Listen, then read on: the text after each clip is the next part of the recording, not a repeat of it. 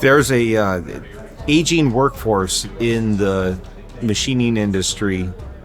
For every 1 to 2 people that retire, there's a half a person that comes in to fill it. There's a desperate need to get skilled tradesmen to learn how to machine steel so that they can support the industries. And it's not just military, it is every industry requires contract machining or CNC machining to survive. I'm a small company. We're 20 to 25 people. And I have spent an entire year trying to fill one position. So the size of the company for us really doesn't matter. A great majority of defense industrial-based manufacturers are in the small space, 50, 75 employees, sometimes much less. But they all have the same challenge. They are competing in the war for talent with everybody else. But for us, it's a national security imperative that they win that war.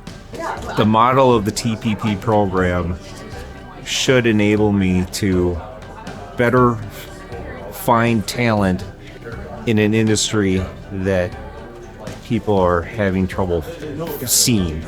If people can see the industry, they'll see the jobs that are available. They're good jobs, family supporting jobs, and my life would be easier to be able to grow the company and provide more of those jobs. So for every person that we keep, it's a skilled worker that we don't have to recruit another worker, and it's time, it's money, it's efficiency.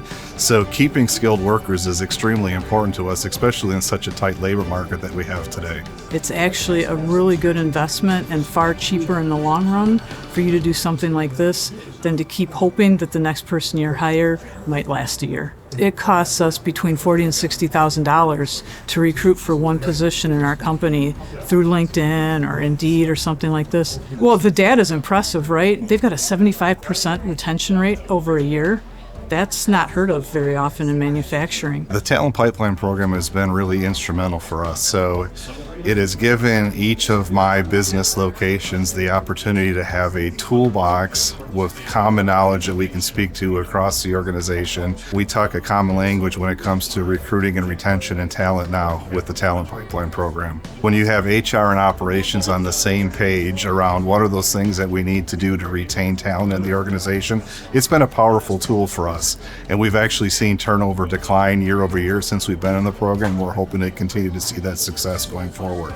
It's kind of like a group project in a way that we're all kind of working to the same solution.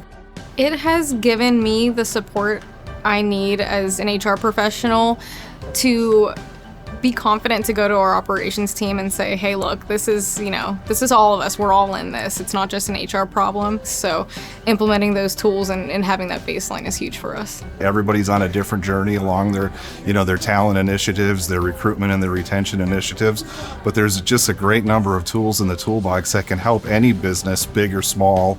I just think it's so interesting how much potential there is and how the different programs and the different opportunities interrelate with each other. I think there's a tremendous opportunity for support for a company, and then from our side, it's an opportunity to put students into really quality businesses and quality opportunities for them to have a career for the rest of their life.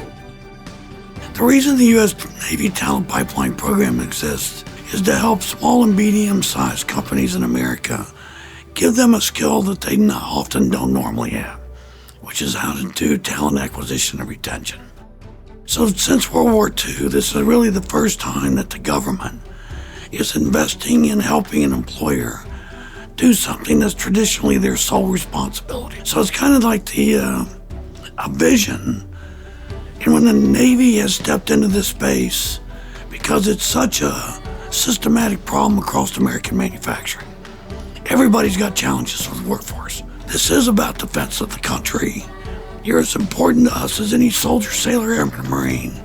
That's a powerful emotion associated with the program. Well, that's the focus of the program, is really one employer, one job, one lifelong engaged teammate at a time.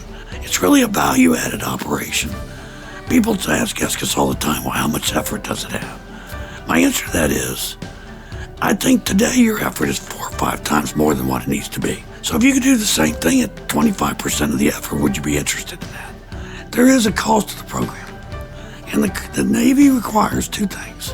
One is that you participate with other people to share what you're learning. And the other is you got to give us the data so that we can see that you're actually making a difference. This is really about making America and manufacturing strong. When you run a better business, you're going to provide more capacity to the Navy. And then in a bigger sense, you're going to provide more capacity to America.